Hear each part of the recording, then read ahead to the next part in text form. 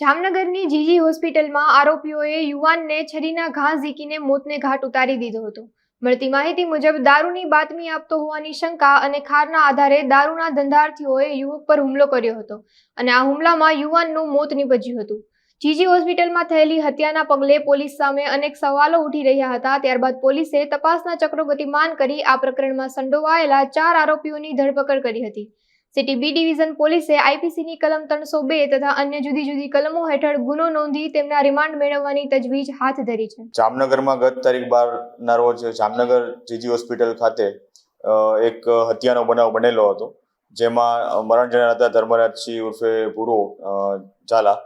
આ મરણ જનારના જે 4 આરોપી હતા, હત્યાના 4 આરોપી હતા, તેની અટક થઈ ચૂકી છે. જયપાલસિંહ ઉલ્લાખી જોડાસમા, ઉર્મિલ ઉર્ફે ઉમો, પ્રણવદીપ ઉર્ફે પાંચો અને અક્ષયરાજ પરમાર, આ 4 આરોપીઓને અટક કરી અને જે જામનગર કોર્ટ ખાતે રજૂ કરવામાં આવેલા હતા. ત્યારબાદ તેમના રિમાન્ડની પ્રોસિજર કરવામાં આવી હતી અને તારીખ 18 બપોરે 16:00 સુધીના તેમના રિમાન્ડ મંજૂર થયા છે.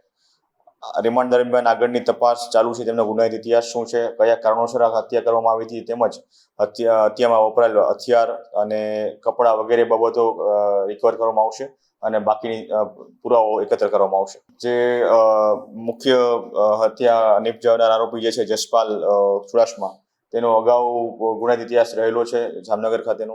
તે અગાઉ પ્રોહિબિશનના અમુક ગુનાઓમાં પકડાયેલ છે, તેમજ એ સિવાય પણ બીજા શરીર સંબંધી ગુનાઓમાં પણ એમને ઇતિહાસ રહેલો છે.